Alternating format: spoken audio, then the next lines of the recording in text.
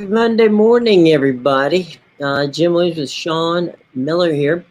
Sean, hope you had a nice weekend. We got to see some good soccer on Saturday, and then quite a bit of football yesterday. So plenty of things to talk about here, my friend. Yeah, definitely. We're all set for the semifinals now, and we might be on track for a repeat final of 2018, which nobody in the world would have picked. I don't care if anybody's telling you at this point. Nobody in the world would have picked these four teams. There's no chance that everybody had all four of these teams correct. Let me ask you a quick question about this. We have a situation where um, you called it. Morocco's there, and that's I don't. Sometimes people don't understand or quite understand. Perhaps you can put it in perspective for us how important to the African nations to make it to a semifinal. They've never done it. I mean, this is the first time they've ever done it. You know, they were about to go in 2010, and Luis Suarez handballed the ball off the line, and Ghana missed the penalty. Asmojian missed the penalty in extra time, and Uruguay ended up going on, and then Suarez was out, so he was Uruguay went out. 2002, they were close. I think it was Ghana, and 2003 Senegal. Sorry, they've been close. They've never made it.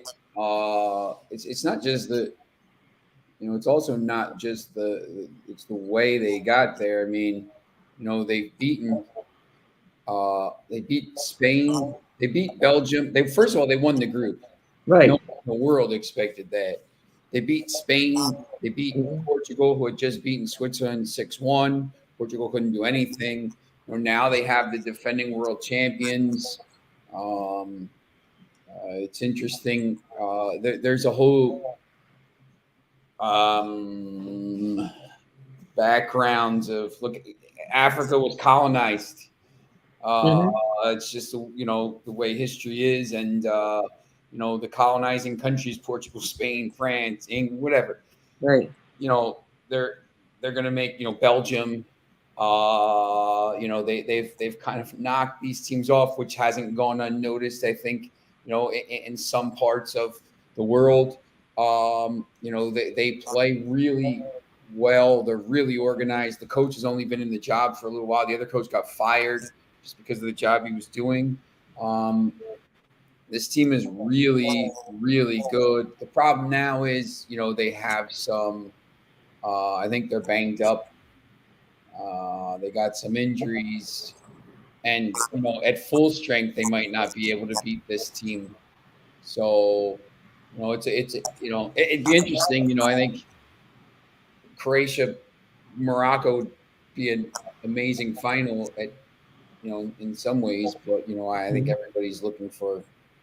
I personally want France to win, and France Argentina would be interesting. France Croatia, of course, would be very interesting because it would be a Mhm. rematch of the 2018 final that we saw. Um, but yeah, it's just it's amazing the job that Morocco's done here to get to this point. And you see, I don't know, if they're more talented than than these other teams, Croatia, Spain or Portugal or the U.S. or England, whatever it is. But they're still alive, and these other teams aren't. Well, there was an interesting statistic to me, anyway, and that is Morocco has given up one goal, and it's an own goal. So defensively, they play pretty damn well. Yeah, that's right. Yeah, they're very organized. It's hard to break them down. Aaron Bod's been unbelievable at defensive midfield. Now you got Liverpool looking at him and some of these other teams. So that's pretty interesting. But yeah, look, I think they've been fantastic to watch. I mean, sometimes people don't understand. If you're not a soccer person, maybe you don't understand actual, the 1-0 game the other day. Well, it was a tactical masterclass. You know the game. You're watching it. It's the same thing with baseball. Everybody wants to see home runs. Well, pitcher skills are Right. pretty good, but But as a coach, what I've found out by World Cup attracts non-soccer fans and fans who are just hopefully coming new to the game. Let me give you a couple things over the period of this World Cup that I'll throw out there, and you can react in whatever way you wish. I had to explain to people that there are no timeouts in soccer. The coach can't. If the coach sees things going wrong, he can't. He can't. Call a timeout and say, "Hey, wait a minute. Let's get our act together here, boys and girls." Or, I guess the only way to do it would be to sub someone in, and let that person tell everybody, "Hey, this is our new strategy." But the coaches only get to talk to them, once, obviously before the game and at halftime. Yeah, you'll see that sometimes. The sub will go on with a piece of paper and they'll give it to somebody, and you'll say, "Oh, what's going on here?" So basically, it's the guy coming on the pitch saying, "This is how we're gonna go 3-5-2." You see a lot of the subs in these games. Right. If the team is losing, tactical switch. We're going to switch positions. We're going to switch 4-3-3. We're going to attack. We're going to do whatever. For the teams that are holding. For Brazil, when they were up 1-0, I don't know what they were doing. They should have, shut it down a little bit. But they were open. They got hit on the counter and they got knocked out. Morocco. The problem, when you face this Morocco team, you can't give up the first goal. I mean, if you can score them at all, but, right. You can't go down in these games. If you go down against Morocco, you're in a lot of trouble. I've seen it a million times with Manchester United. You go down against a team like Wolves or something like this. We, 1-1. It used to be like you're sitting there watching, you're just like hoping and praying you don't go behind, because the next, if you go behind, it's over. You're not gonna win the game. Here's another one. What does it mean for a 4-4-3? Or any number, set of numbers. They, a lot of people are saying to me, "What does it mean? There's a 4-4-3." As I say, you can use any variation of the numbers you wish. Yeah, 4-4-3 is so it's going to add up to 10. It's going to be 4 defense players, 2 center backs, 2 outside backs, 3 midfielders, and 3 forwards, left, right, center. So it adds, because they don't count the keeper. So it's going to be 3-5-2 means 3 center backs, 2 wing backs, 3 midfielders, 2 forwards. So it's basically like the position. So the first number is the number of defenders, the middle number is the midfielders, and the last number is the attackers. So, but to be honest, like sometimes, 5-3-2, 3-5-2 is the same thing. It's just a matter of what you're playing, offense and defense. So sometimes it's like semantics. It's more about like setting up. France plays a 4-2-3-1, a left back, a right back, 2 center backs, 2 holding midfielders, 2 Shmeni and Rabiot, someone, 3 attackers in front of him, Dembele out wide, Griezmann in the center. And Griezmann, if you saw the other game, he absolutely bossed the game as a 10. And Mbappe out on the left, just wreaking havoc, and then Giroud up top as the hold-up player, and then obviously he scored the game and goal. So, France has had a lot of success with that, just because they have the midfield flooded and the wide players. You have Dembele and Mbappe who are really quick, and then just, it's more about like, Kyle Walker was basically, Kyle Walker, when he plays for England, and his job is to get forward. I mean, he's more of an attacking, especially for Manchester City, attacking right back. He was completely pinned back, because he couldn't let Mbappe get. Mbappe didn't score. Right. Those two people canceled. So now all of a sudden, now the entire right side of England's flank is basically shut down. Mm-hmm.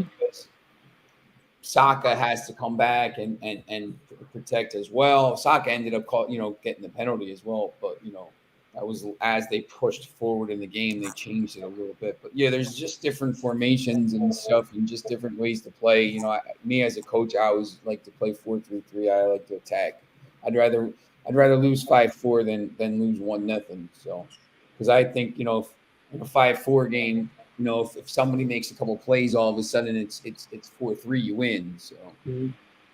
So the one other thing, and I tried to explain this, and I'll throw it out to you on that same variation, was that that doesn't mean that midfielders can't score goals. It doesn't mean that it just means that's the way you start. It's the equation would be the same as in basketball. You got a 1, a 2, a 3, and a 4, and a 5, right? So you got a point guard, you got a shooting guard, you got a soft or shooting forward, depending upon how you want to call it, a power forward, and a center. Okay, that's it. That's just their numbers and the roles they play. That does not mean any number of that 5 people is going to score a goal. A basket. So it's a number. If you really want to, and we don't ever do it, but we do it in scoring. Baseball's numbers. Baseball's 1, 2, 3, 4, 5, 6, 7, 8, 9. And so we don't hear it that my best player is a 7. We just hear the player's name. But basketball and soccer, they use new numbers when you're talking about coaches, or coaches are talking, or in many cases scouts or whatever, they talk about the 1s, the 2s, the 3s, the 4, and the 5s. So yeah, it's a lot. It's the 10s, reasonable. Yeah, the other day. Variations on themes here. So there's that. Now, just to put a button on it, in the game with England played well. I thought that they played probably the best game they could have played. Mm-hmm. But then, we saw the missed penalty, and again, there's no shame in it. But what do you think he just struck it wrong? Because he airmailed that thing. Well, there's 2 things. First of all, he's taking the second penalty. So if you see and he's facing Hugo Lloris, who's his mm-hmm. club keeper. So Hugo Lloris is the Tottenham captain. Harry mm-hmm. Kane is so. Obviously, they've taken penalties against each other in practice. Lloris knows exactly where he's going. Kane's most of his penalties go to that corner. Mm-hmm. So the first one he takes, he goes to the corner, right?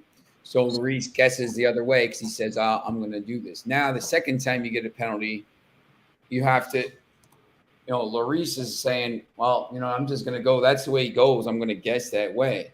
So now Kane says, well, maybe I have to make it a little bit more precise.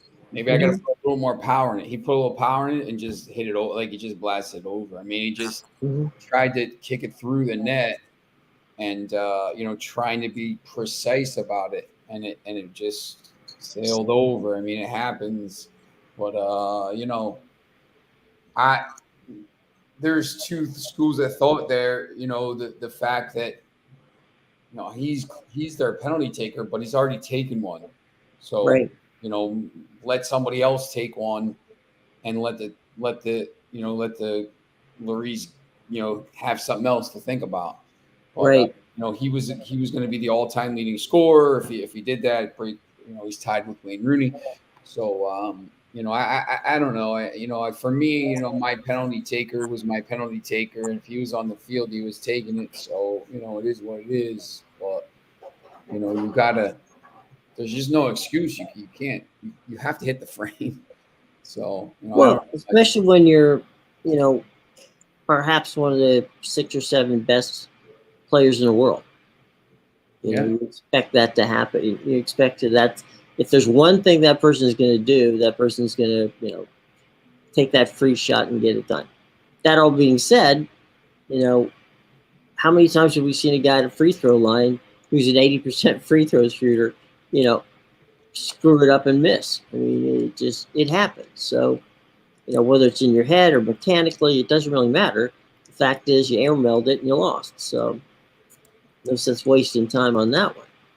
But it was, I will say, the most creative and one of the most well executed set pieces I've seen in this tournament was the one where I think they scored the equalizer on it. It was in Netherlands. Yeah, the Netherlands. Yeah.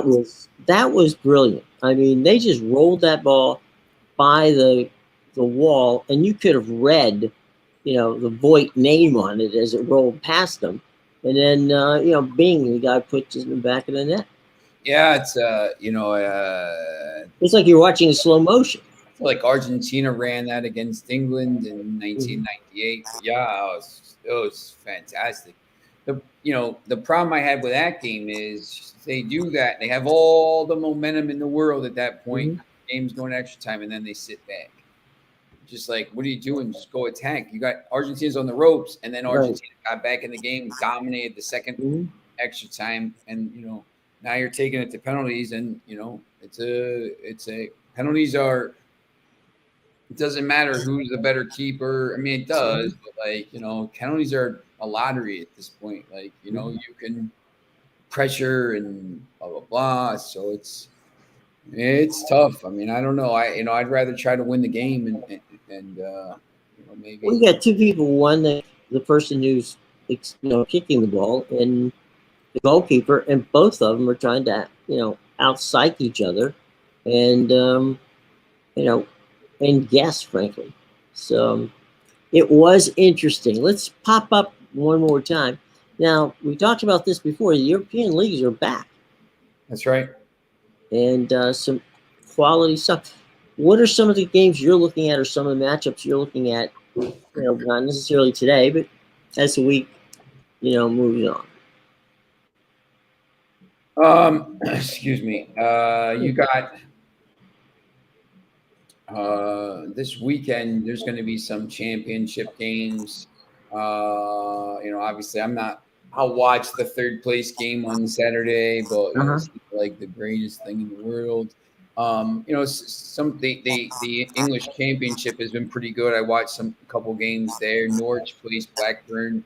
When you look at the table, I watched Burnley. Burnley's leading the table right now. Blackburn hasn't been near the Premier League since it's been 10 years now. So right now they're right outside the top two in the championship, but they're in the playoff spots. And then the following week,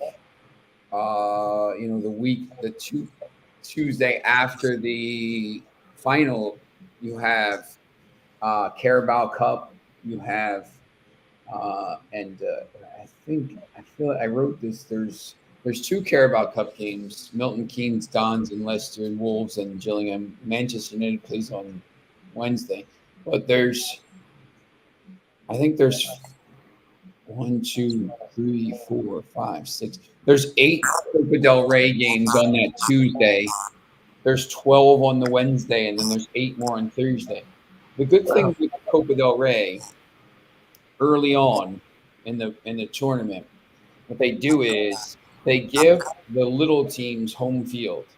So like Real Madrid will have to play like Alcaron or something like this, and just it's a big deal for these smaller teams. Most of them lose. Some of them win and they keep going. One of my former players used to play for CD Rincon and played in this. They got to the first round and then they ended up playing a La Liga team.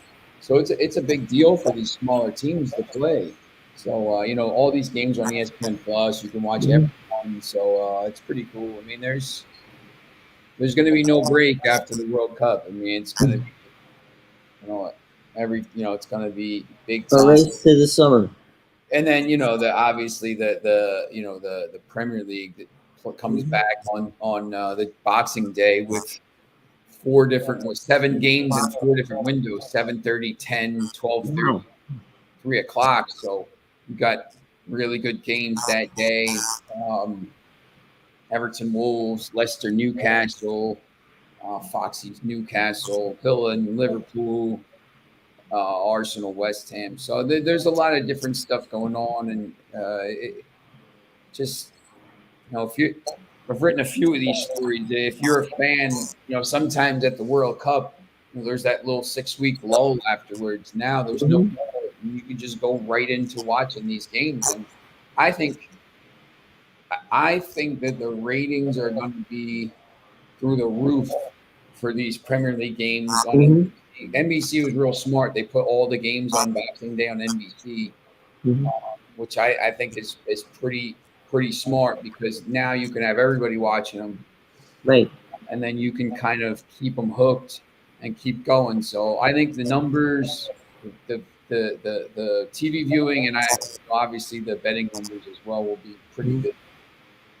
I spoke to Billy Davidson over the weekend, who is with CBS Sports, and he was telling me that they already have advertisers talking to them about any avails that might be left for the Champions Yeah, in League. February.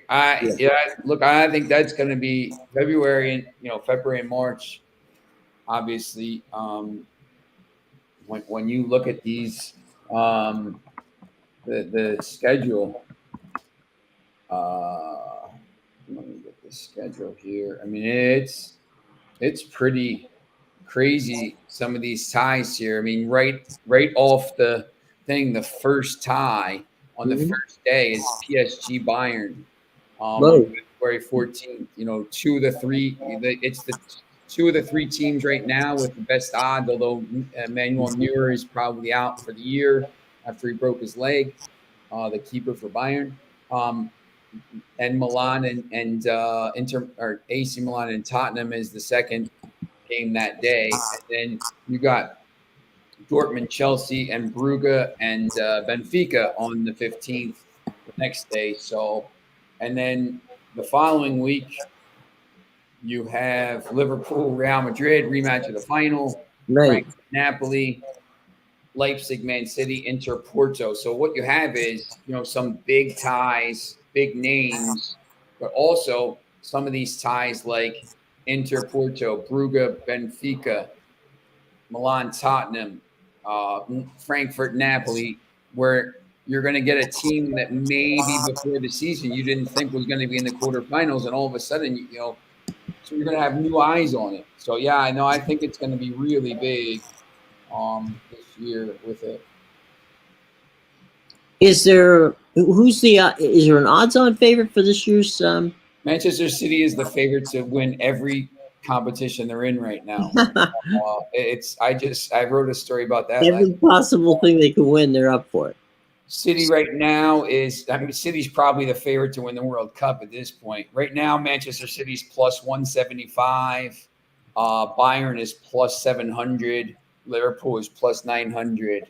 Because Manchester City never gets a decent, they always get a, they'll annihilate Leipzig. But however, PSG Bayern winner, the reason they're at plus 700, plus 900 is because they're playing each other. They're not sure who gets through. Like if PSG gets through, all of a sudden they'll be plus 300. So if you actually think PSG is going to win, it's probably better. You're probably better off taking them now at plus 900, because those odds will drop like a stone. You have to kind of weigh the fact that they could lose, but it is what it is. And then in the EFL Cup, Manchester City is plus 175. Newcastle and Manchester United are second and third choice at plus 400, plus 500. The FA Cup, City is plus 350. Liverpool plus 800. Arsenal plus 900. So no one's even close. And then even in the Premier League right now, City's 5 points behind, you remember. And right now they're minus 190 to win the league. Arsenal plus 225. So they're 5 points behind, and Arsenal is a clear second choice. So, and Arsenal's 5 points clear. So I think that's pretty interesting. So yeah, they'll win probably cup, they'll win the Premier League, they'll win a cup in England, but they only care about the Champions League at this point because they've never won it. They've only been to one final. They've spent $2.5 billion to go to one final. So we'll see. I was just doing a quick look about Cristiano Ronaldo's potential move to Al Nassr in Saudi for $200 million. Now he just denied it, which obviously I think one would do when you're playing for your national team. But then he didn't play. So what do you think? Is he going to go to Al Nassr for $200 million, or is he going to? It's not like a group of people lining up to take his contract. Nobody wants him here. I mean, they were offered, United was going to pay everything but 80 grand a week, and then nobody just wanted him. I mean, you see what he's done here for the last two teams. He's tanked the team. He's tanked United. He tanked the Portugal bid here. Portugal could arguably be the most talented team in the tournament, but he's got his family around him crying. Right. He goes, he's basically shown what he is at this point. So, I wouldn't be surprised to see him go to Al Nassr. I mean, he's either got to go there or retire. I think at this point. I mean, you got to go take 200. You can't turn down 200 million. Laying on the table. Yeah, it's like, okay, nobody wants me, but they do. And not only do they want me, they're overpaying for it. So, yeah.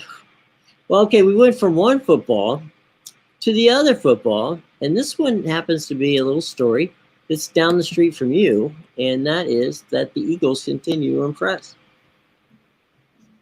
Man, they just keep winning, and they keep doing it in dominant fashion. I think it's interesting with the wrote another story about this as well. I'm writing a lot of different stories. MVP right now. It's flip-flopped. Patrick Mahomes last week was plus 112. Jalen Hurts was plus 150. Now Jalen Hurts is minus 112 and Mahomes is plus 140. It's a two-horse race at this point. Joe Burrow's making a late run, I think, just because the way that they've been playing. But it just seems like now it's Hurts. The only thing I'll say about this is, they have,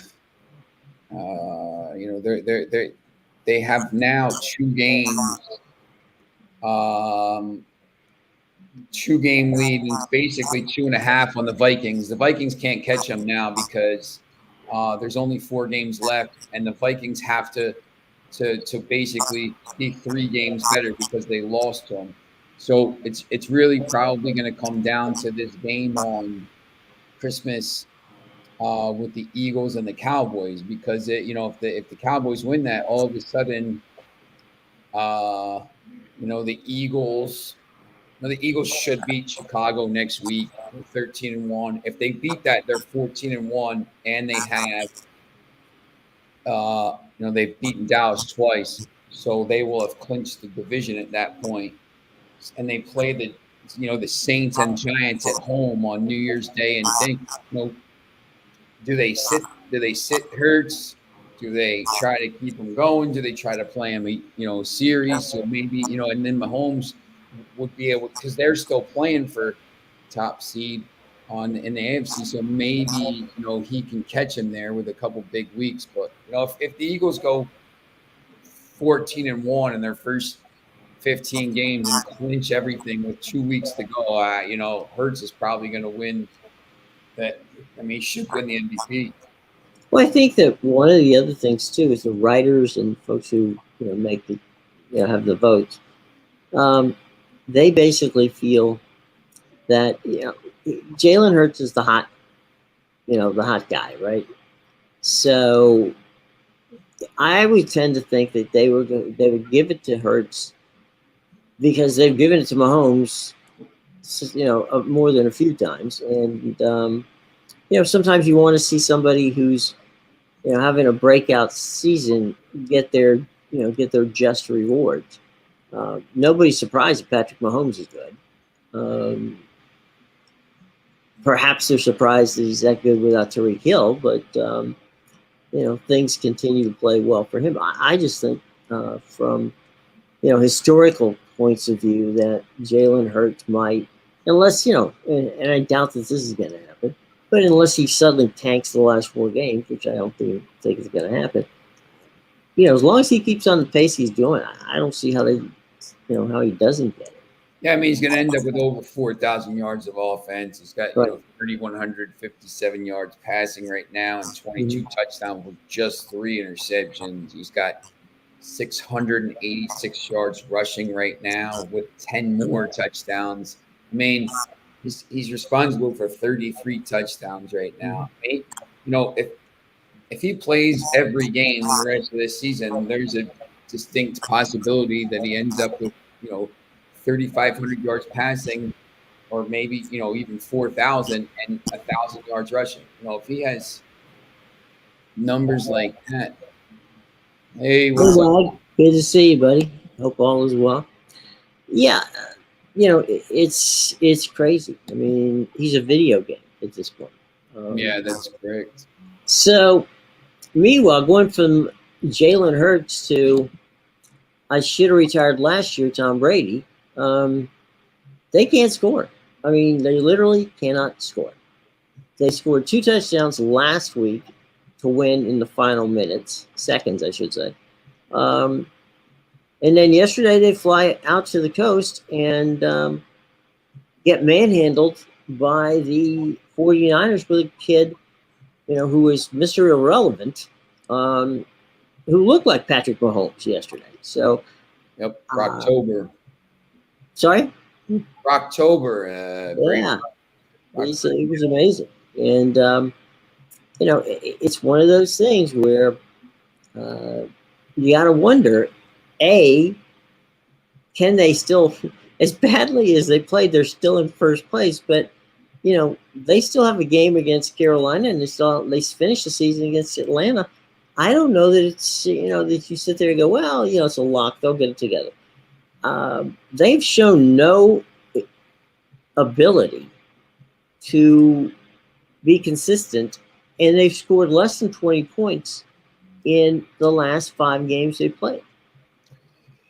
I think they're in trouble. If Atlanta wins that game this weekend and Cincinnati beats Tampa, which I think everybody in the world expects at this point. I haven't even seen that line, but I would imagine it's pretty high.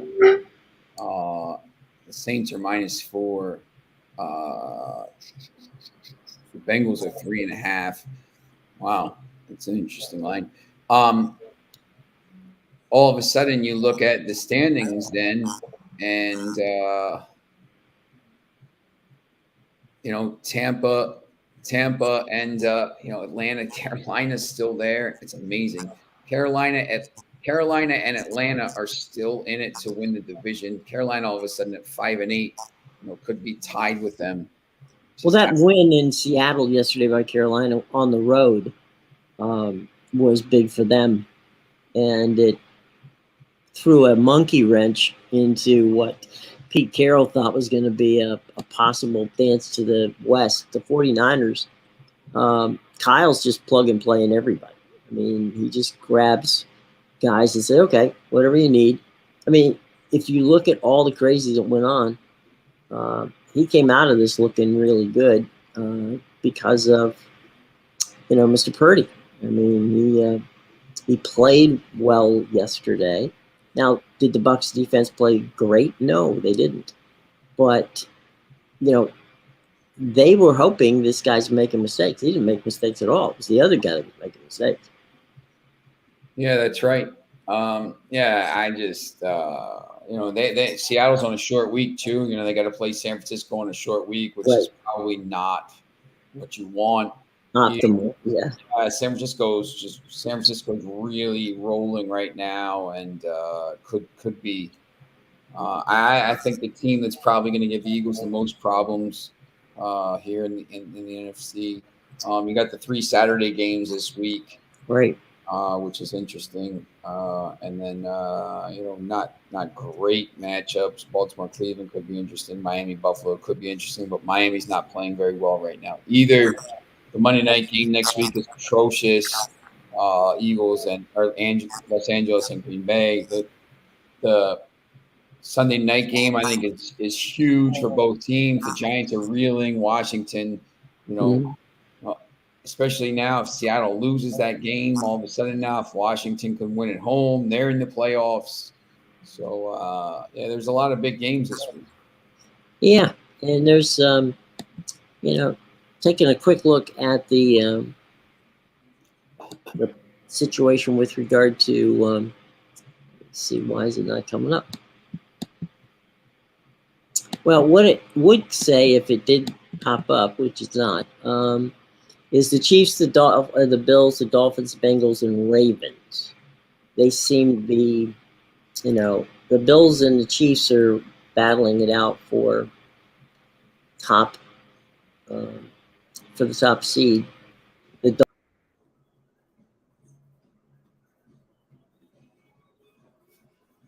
Oh, lost Jim. Jim, man down. All right, I'll pick up here. You look here at the standings, and we'll just kind of look quickly at the odds. There he is. Back.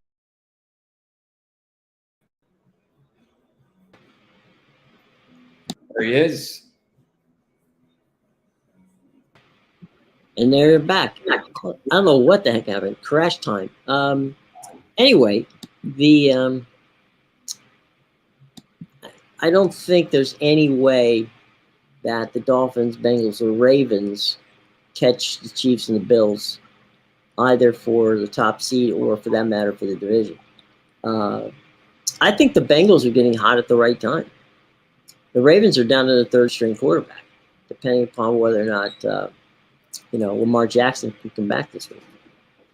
Yeah, I think the Bengals are. I mean, Joe Burrows is starting to catch fire again. This is almost a repeat of last year from what the Bengals are doing. Yeah, since he took over play calling in the third week, I think. So, it's interesting to see what they're going to be. The Bengals have interesting schedule at Tampa, at New England, Buffalo, Baltimore. So, they're either going to prove to be contenders or they're going to prove to be pretenders at this point. Well, you said that they come. Obviously, this week they're going to come to Tampa. All right. We know that the Buccaneers are, offensively challenged, to say the least. I'm being kind. So, who do they play after that? They play the Patriots? Yeah, Patriots on New At Year's home or on the road?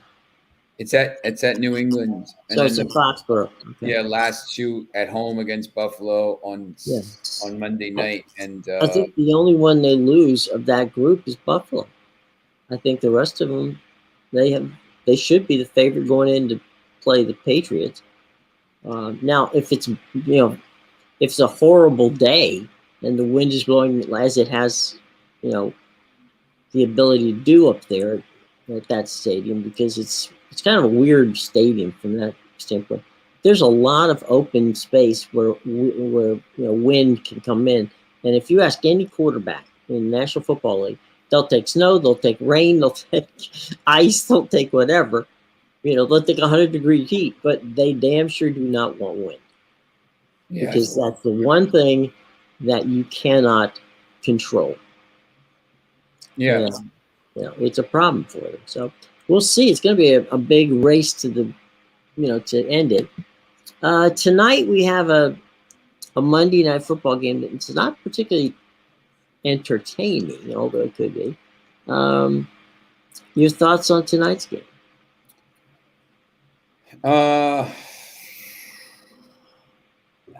It's the matchup predictor says Cardinals here, and but the Patriots have had a while to prepare, so everything kind of points to Patriots. I think it's a weird game, to be honest. I think the Cardinals could end up pulling this out. I know they're not really doing much, but it's a tough game for me to kind of handicap. That's for sure. Mm-hmm.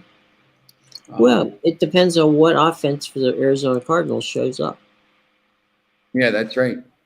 I mean, if Kyler Murray's playing well, and he's got Connor and some of those other weapons that he has, then they should be able to beat the Patriots.